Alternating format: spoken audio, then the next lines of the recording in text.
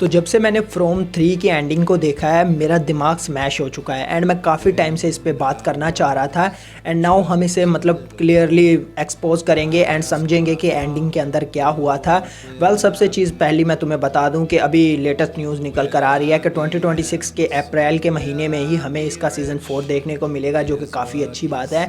And अगर अब बात कर लें सीज़न 3 की एंडिंग के ऊपर, तो सबसे पहले एक चीज़ मैं तुम्हें बता दूं कि वो सिंबल काफ़ी इंपॉर्टेंट था एंड वो सिंबल एक्चुअल में इस ट्री की तरफ इशारा कर रहा था।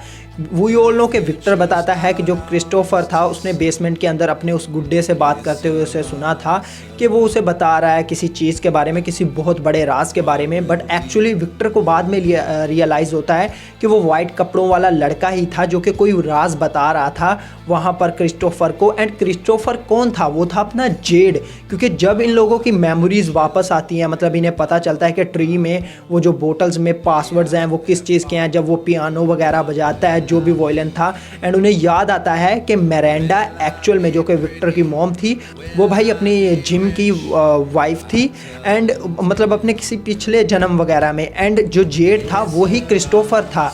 एंड जब उन्हें ये रियलाइज़ होता है देन उन्हें ये भी पता चलता है कि वो सिंबल किस चीज़ की तरफ इशारा कर रहा था, वो ट्री कितना इंपॉर्टेंट था।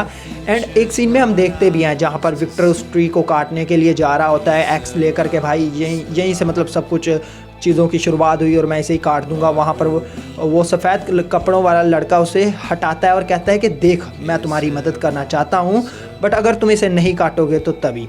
एंड ऐसा ही होता है, ठीक है। तो यहाँ से ये तो पता चलता है कि वो लड़का एक्चुअल में अच्छा है, वो मदद करना चाह रहा है। जैसे ये अगुई वाले बच्चे हैं, ठीक है, अगुई वाले बच्चे यहीं वो मतलब याद करवाना चाह रहे थे जिम की वाइफ को कि हमें याद करो। अगुई का मतलब यही था कि क्या हम तुम्हें याद है, क्या तुम्हें ये मतलब जगह याद है, ये टाइम याद है। एंड भाई यहाँ से ये चीज़ तो क्लियर होती है, ये चीज़ काफ़ी सॉलिड थी। एंड फिर वो भी पता चलता है कि इतने ज़्यादा वो ब्रेसलेट्स मतलब कैसे बने, जो वो कहती है जिम ने अपना हॉस्पिटल में गुम कर लिया था, मिरांडा ने मतलब अपने हस्बैंड को दिया था, विक्टर के फादर के पास भी वैसा ही ब्रेसलेट था। एंड ये चीज़ तो काफ़ी मतलब ना क्लियर हो जाती है। अगली बात करें बॉयड की, तो बॉयड तो लिटरली टूट चुका है, क्योंकि खुद इस जगह ने मतलब बॉयड ने सीज़न 2 के लास्ट में कहा था कि ये जगह मुझे नहीं तोड़ सकती। एंड ऐसा ही होता है। वो भाई जो पिशाच थे वो उन्हें सीज़न 3 के पहले ही एपिसोड में पकड़ते हैं, कैनी की मोम को उसके सामने तड़पा कर मारते हैं एंड कहते हैं कि भाई हम तुझे तोड़ कर दिखाएंगे। और फिर क्या होता है, कैनी की मोम मरती है, फिर उन्हीं का एक पार्टनर मतलब कि उन्हीं के अपने बंदे एक एक करके मरना शुरू हो जाते हैं जितने भी विलेज में से थे। फिर उनकी मतलब सब्जियां गल सड़ जाती हैं, उसकी प्रॉब्लम उनके सामने आ जाती है। मतलब इतनी प्रॉब्लम्स ये जगह उनके सामने खड़ी करती है। एट लास्ट फातिमा का जो बेबी भी था वो बेबी नहीं था, वो भाई उन्हीं में से एक था जिसका जन्म होता है फातिमा से। मतलब कि फातिमा उस क्रीचर को बोर्न करती है एंड ये इस जगह की वजह से हो रहा था। भाई मतलब ये एक कर्स है जो कि कभी नहीं मिट सकता, फिलहाल के लिए तो नहीं मिट सकता। एंड इसे देखते हुए बॉयड टोटली टूट चुका है। अब इस चीज़ ने अपना वादा पूरा किया, इस जगह ने ये साबित किया कि बॉयड भाई टूट चुका है। एंड यहाँ पर फातिमा ये भी रिवील करती है कि वो इन विलेजर्स की मतलब कि इन लोगों की सच्चाई को जान चुकी है कि इन लोगों ने मतलब इसी गांव में रहते हुए अपने बच्चों को कुर्बानी उनकी दी थी, खुद को मोर्टेलिटी हासिल करवाने के लिए वो शैतान के पीछे लगे। शैतान ने उन्हें कहा कि भाई अगर तुम मोर्टेलिटी हासिल करना चाहते हो तो अपने बच्चों की कुर्बानी दो। एंड वो जो बच्चे हैं अगुई वाले, आई थिंक वो इन्हीं के बच्चे हैं, ठीक है, हाँ वो 100% चांस है। एंड यहाँ पर तो एक कमाल का फैक्ट ये भी निकल कर आ रहा है कि वो जो वाइट कपड़ों वाला लड़का है वो एक्चुअल में अपने इस येलोइन मैन का बेटा है। मतलब ये पर्सन जो तुम लोगों ने देखा ही होगा फिनाले में। एंड इसकी भी बात करते हैं। एंड यही पर्सन जब हमें दिखता है तब जूली आकर अपने डैड को कहती है कि आपको यहाँ से निकलना होगा।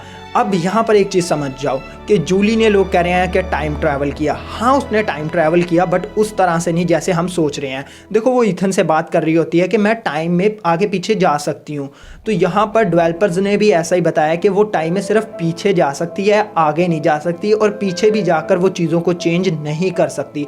जो स्टोरी है उसे वो कभी चेंज नहीं कर सकती। बट यहाँ पर मेरा मानना ऐसा है कि वो उन चीज़ों से मतलब सीख लेकर आगे जाकर उन गलतियों को दोहरा भी नहीं सकती। तो इस तरह से मे बी टाइम चेंज हो सकता है, बट दूसरी तरह से नहीं कि वो वहाँ पर जाए और किसी को मरने से बचा ले। एंड यहीं पर ऐसा ही होता है, वो खुद जिम को बचाने के लिए आती है, बट अनफॉर्चुनेटली जैसा कि वो था कि टाइम तो चेंज हो ही नहीं सकता, तो उसे बताया ऐसा गया है कि वो भाई एक स्टोरी वॉकर है, वो टाइम ट्रैवलर नहीं है। एंड देन क्या होता है, वो येलो पर्सन जो है ना, वो मुझे लगता है कि यहाँ का भाई मेन बॉस टाइप बंदा है, वो जो जितने भी क्रीचर्स रात को निकलते हैं उनका कोई बॉस है। एंड वो उसके पास कोई खास एबिलिटी है कि वो सुबह को भी निकल सकता है, वो आता है, वो जिम को मारता है, एंड वो भाई एक चीज़ रिवील करता है कि मैंने तुमसे कहा था कि तुम्हारी वाइफ ने गड्ढा खोदकर गलती की है। यहाँ से पता चलता है कि ये वही पर्सन था। एंड मुझे तो पहले ही मतलब पता चल गया था, पहले ही देखते हुए ही पता चल गया था कि ये वही पर्सन है जो कि उनसे रेडियो के थ्रू मतलब कनेक्ट हो रहा था, एंड जो कह रहा था कि मैं थॉमस हूँ एंड एक्सेट्रा एक्सेट्रा। वेल भाई यहाँ पर मतलब टोटली ना ब्रेन स्मैश हो गया इतनी ज़्यादा चीज़ों को कवर करते हुए कि क्या कैसे, हाउ इट्स पॉसिबल।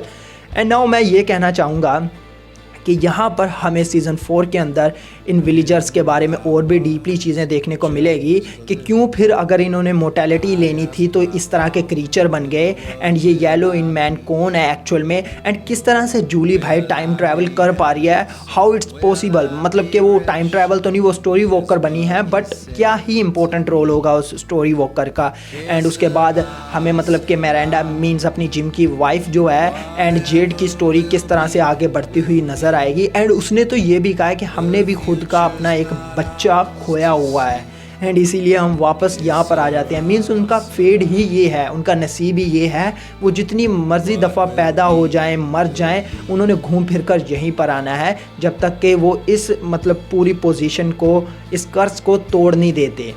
एंड या भाई अभी मतलब कुछ चीज़ें क्लियर हुई हैं, बट कुछ चीज़ें ऐसी हैं जो कि फ़िलहाल के लिए अभी भी ना मतलब थमी हुई हैं। एंड आई होप तुम्हारी थोड़ी बहुत मदद हुई हो इस वीडियो से। एंड या leave a like, hit the subscribe button. Will I be pretty? Will